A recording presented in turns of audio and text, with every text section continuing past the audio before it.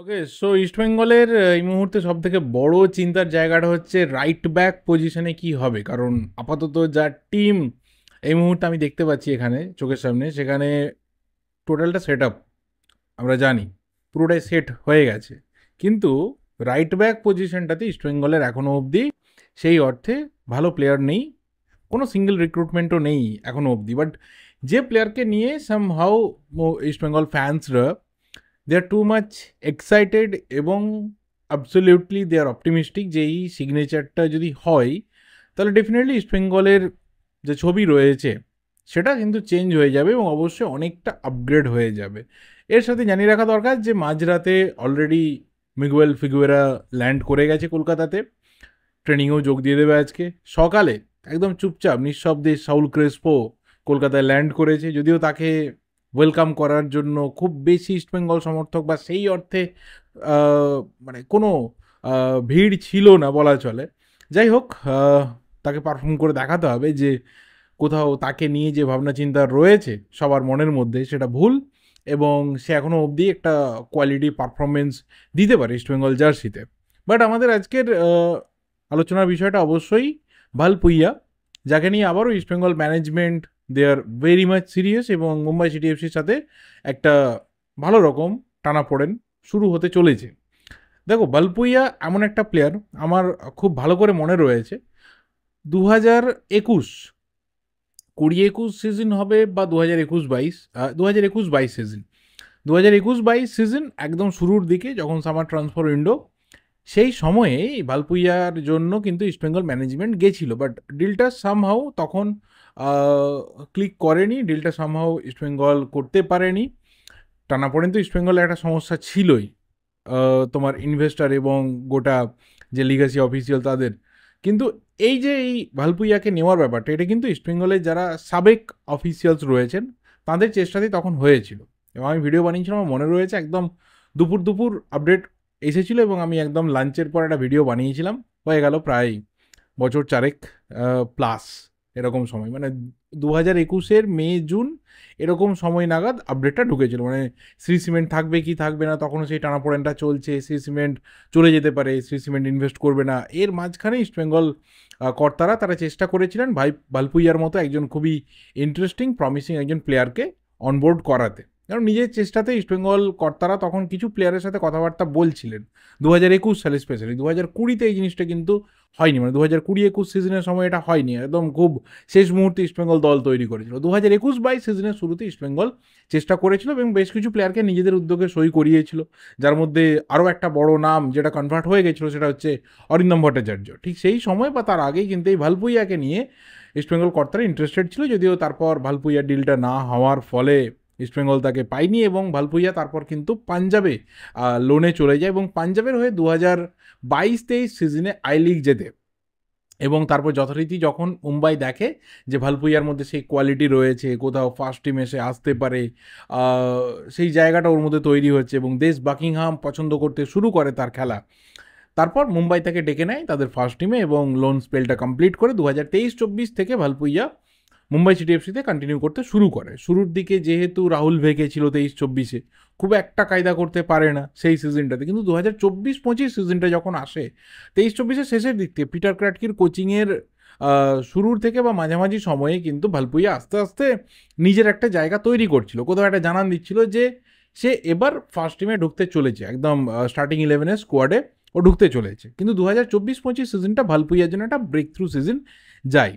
তাকে আমরা সাইড ব্যাকে খেলতে দেখি, তাকে আমরা সেন্টার ব্যাকে কখনো খেলতে দেখি, কিন্তু mainly as a right back Valpuia নিজের কেরিয়ারকে শুরুর থেকে সেটাকে কন্টিনিউ করেছে এবং এখনও অবধি সেটা মুম্বাইতে চলছে।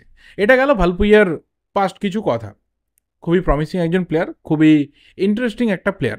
এবার এই প্লেয়ারকে নিয়ে গত কয়েক সপ্তাহ আগে ইস্টবেঙ্গল জানি যে একটা ভালো রকম অফার মুম্বাইয়ের কাছে রেখেছিল, যদিও মুম্বাই সেই মুহূর্তে সেই অফারটাকে পুরোপুরি ডিনাই করেছিল। কারণ এটা মাথায় রাখা দরকার যে মুম্বাই পরপর কয়েকটা সিজনে বেশ কিছু ডিফেন্ডারকে কিন্তু লুজ করেছে এবং এই সিজনে আমরা জানি যে 2025-26 সিজনে মেহতাব সিংও মুম্বাই থেকে বেরিয়ে আসার পথে রয়েছে। এবার যদি মেহতাব শেষ মুহূর্তে তার সাথে কোনোভাবে ডিল কমপ্লিট হয়ে যায়, এক্সটেনশনের ডিলটা, তাহলে একটা অন্য ব্যাপার। না হলে কিন্তু এখনও অবধি চান্স রয়েছে, মোর দ্যান 50% একটা চান্স রয়েছে যে সে ওখান থেকে বেরিয়ে এসে মোহনবাগান জয়েন করবে। ঠিক একইভাবে যদি তারা ভালপুইয়াকে ছেড়ে দেয় তাহলে কিন্তু ডিফেন্স পুরোপুরি নড়বড় হয়ে যাবে, সেইভাবে কোনো রেগুলার ডিফেন্ডার থাকবে না। কারণ আমরা জানি যে 2024-25 সিজনে আকাশ মিশ্রা চোটের জন্য কিন্তু পুরো আউট অফ দ্য টিম ছিল। তো 2025-26 সিজনটা আকাশ মিশ্রা চোট কাটিয়ে ফিরবে, বাকি সেন্টার ব্যাক, রাইট ব্যাক এবং বিদেশি প্লেয়ার হিসেবে তিরি থাকছে। অর্থাৎ পুরো ডিফেন্সিভ একটা রিকনস্ট্রাকশন মুম্বাই দেখতে চাইবে না ডেফিনেটলি, সেটা তারা কখনোই সেই রিস্কটা নেবে না। সেই মোতাবেক ইস্টবেঙ্গলের যে অফার ছিল সেটাকে তারা রিজেক্ট করে এবং জানিয়ে দেয় যে না, ভালপুইয়াকে কোনোভাবে ছাড়া যাবে না। বাট এই মুহূর্তে যেটা বিভিন্ন জায়গা থেকে রিপোর্ট বেরিয়ে আসছে বা বিভিন্ন সোর্স যা কিছু বলছে, সেখানে বলা হচ্ছে যে ইস্টবেঙ্গল আবারও একটা চেষ্টা করতে শুরু করেছে এবং এই ক্ষেত্রে আগে যে অফারটা ছিল, আগে যে ট্রান্সফার ফির একটা অফার দেওয়া হয়েছিল যে এই টাকাটা ইস্টবেঙ্গল দিতে চাইছে, তার থেকে অনেকটা ইমপ্রুভড একটা মানি অফার করা হয়েছে এবং প্লেয়ারের যে স্যালারি এবং তার যা কিছু personal terms and condition agri হতে পারে যে টাকা পয়সা বা বোনাস সমস্ত কিছু নিয়ে, সেটাও কিন্তু ইস্টবেঙ্গল কিছুটা ইমপ্রুভ করেছে। অর্থাৎ সব দিক থেকে পুরোটাই টাকার অঙ্কটা বেড়েছে। অ্যান্ড ডেফিনেটলি আমরা এই জিনিসটা জানি যে দেখো, আলটিমেট ফুটবলের ক্ষেত্রে যখন তুমি একটা ভালো প্লেয়ারকে তুলে আনতে চাইছো, টাকাটা হচ্ছে শেষ কথা, কারণ আলটিমেট তুমি তাছাড়া পারবে না। এবং সেই প্লেয়ার যখন টিমের একটা খুবই গুরুত্বপূর্ণ অংশ এবং কোথাও লং টার্মে একটা ক্লাব সেই প্লেয়ারকে নিয়ে ভাবছে বা ইমিডিয়েট আপাতত রিসেন্ট যা সিচুয়েশন, সেখানেও কিন্তু ইমিডিয়েটলি তাকে ছাড়ার কথা সেই ক্লাব ভাবছে না, তাহলে তোমাকে যদি সেই ডিলকে ব্রেক করতে হয়, যদি সেই ডিলকে কোথাও ক্র্যাক করে নিজের ঘরে আনতে হয়, তাহলে তোমাকে টাকার খেলাটা খেলতে হবে। অ্যান্ড ডেফিনেটলি ইস্টবেঙ্গল সেই গেমটাকে খেলতে শুরু করছে এবং এখানে দাঁড়িয়ে অস্কার ব্রুজো তিনি চাইছেন যে এমন একজন রাইট ব্যাককে টিমে ইনক্লুড করতে, যে রাইট ব্যাক সরাসরি এসে টিমের যে মেন সিস্টেমটা রয়েছে তার সাথে পুরোপুরি জড়িয়ে যেতে পারে। যেমন দেখো জয় গুপ্তা, ইন্ডিয়ান সুপার লিগের 2টো সিজনের এক্সপিরিয়েন্সড, যদিও 23-24-এর মধ্যে 24-25টা ছিল না, কারণ আকাশ সাংওয়ান সিগনেচার হওয়ার ফলে জয়গুপ্তা অলমোস্ট সেকেন্ড চয়েস হয়ে গেছিলো, কিন্তু 23-24টা তার জন্য একটা ব্রেক থ্রু সিজন গেছিলো। তো এরকম দুজন সাইড ব্যাককে যদি ইস্টবেঙ্গল পায়, যাদের গত 2টো সিজন ব্রেক থ্রু গেছে এবং একটা কোথাও হিউজ পোটেন্সিয়াল রয়েছে, ইয়াং প্লেয়ার, লং টার্মে ভাবনা চিন্তা তাদের নিয়ে করা যেতে পারে, তাহলে সেটা ইস্টবেঙ্গলের জন্য একটা বিরাট বড় লাভ। এবং এই জায়গাটা অস্কার ব্রুজো একটা টার্গেট বেঁধে দিয়েছেন যে কোথাও সামহাউ যদি এই ডিলটা না করা যায়, তাহলে কিন্তু অন্যান্য যে প্লেয়াররা রয়েছে তারা এসে যে স্ট্রাগলটা করবে সেটাকে কিন্তু ইস্টবেঙ্গলকে ভোগ করতে হবে। অ্যান্ড ডেফিনেটলি সেই কারণেই আপাতত ইস্টবেঙ্গল ম্যানেজমেন্ট ভালপুইয়াকে নেওয়ার জন্য ভীষণভাবে আপাতত চেষ্টা করছে। যদিও এই ডিলটা এখনও অ্যাডভান্স স্টেজে পৌঁছে গেছে, নেগোসিয়েশন খুব ভালো জায়গাতে রয়েছে, ট্রান্সফার ফির যে দর কষাকষি সেটা সিল্ড হয়ে গেছে, প্লেয়ারের সাথে personal terms and condition agri হয়ে গেছে তা না, বাট হ্যাঁ, ইমপ্রুভড অফার ইস্টবেঙ্গলের তরফ থেকে মুম্বাইয়ের ঘরে পৌঁছেছে বলেই কিন্তু রিপোর্ট পাওয়া যাচ্ছে। এবং সেটা যদি মুম্বাই এগ্রি করে বা পরে প্লেয়ারের সাথে যদি টার্মস অ্যান্ড কন্ডিশন এগ্রি হয়ে যায়, তাহলে আমার মনে হয় যে ডিফেন্স লাইনে যেটুকু গলদ দেখতে পাওয়া যাচ্ছে এখনও অবধি, যতটুকু সমস্যা দেখতে পাওয়া যাচ্ছে, সেটা রাতারাতি কেটে যাবে এবং ইস্টবেঙ্গলের ওভারঅল ফ্রম গোলকিপিং to defence to midfield to forward একটা কোথাও ওয়েল ব্যালেন্সড এবং ওয়েল ইকুইপড, ওয়েল এক্সপিরিয়েন্সড এবং কোথাও ওয়েল অয়েলড মেশিনের মতো একটা স্কোয়াডকে আমরা দেখতে পাবো। কারণ আবারও বলছি যে পুরো স্কোয়াডটা কিন্তু এই মুহূর্তে রেডি, পুরো টিমটা এই মুহূর্তে রেডি, জাস্ট একজন প্রুভেন রাইট ব্যাক যদি ইস্টবেঙ্গলে এসে যায়, তাহলে যেটুকু সমস্যা আপাতত দেখতে পাওয়া যাচ্ছে, কারণ এটা একটা ভাইটাল জোন, এটা একটা সিরিয়াসলি ভাইটাল জোন, কারণ আমাদের ইন্ডিয়ান সুপার লিগ আমরা জানি যে প্রত্যেকটা টিমের লেফট উইঙ্গাররা they are very very strong, সেটা ডোমেস্টিক হোক, সেটা বেশ কিছু ফরেন প্লেয়ার হোক, প্রত্যেকটা টিমে কিন্তু কোয়ালিটির লেফট উইঙ্গাররা রয়েছে। তাহলে সেখানে যদি তোমাকে ওই ডান দিকটাকে অনেক বেশি শক্ত করতে হয়, তাহলে সেই মাপের একজন ডিফেন্ডার লাগবে যে তোমাকে রাতারাতি সলিউশন এনে দেবে, যে প্রবলেমগুলো চলছিল সেই প্রবলেমগুলো কমবে বা সেগুলো হবে না। অ্যান্ড ডেফিনেটলি সেটা মোহাম্মদ রাকিবকে দিয়ে হবে না।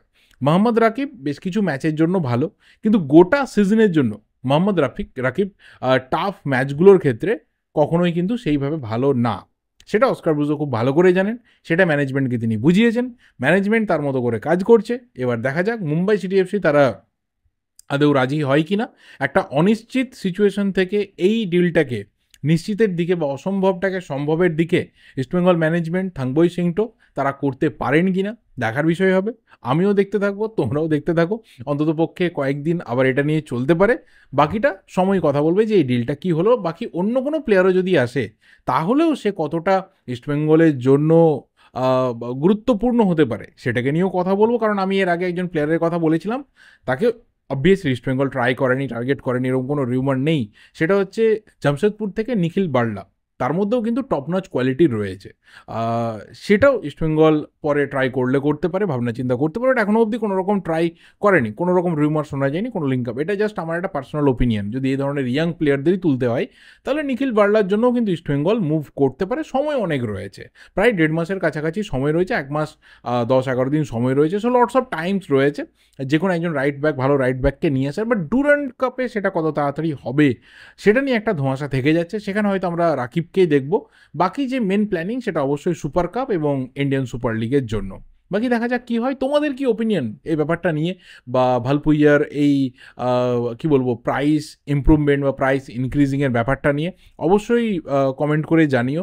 আর এলে কতটা ইস্টবেঙ্গলের জন্য ভালো হবে, কীভাবে তোমরা ভালপুইয়াকে লাস্ট কয়েকটা সিজন খেলতে দেখেছো, অবশ্যই তোমাদের ভ্যালুয়েবল কমেন্টগুলো পাস করো। এই ভিডিওটা এই অবধি, ভালো লাগলে লাইক করো, শেয়ার করো। দেখা হবে পরের ভিডিওতে। টিল দেন অবশ্যই চ্যানেলটা সাবস্ক্রাইব করে দিও। Thank you and good by.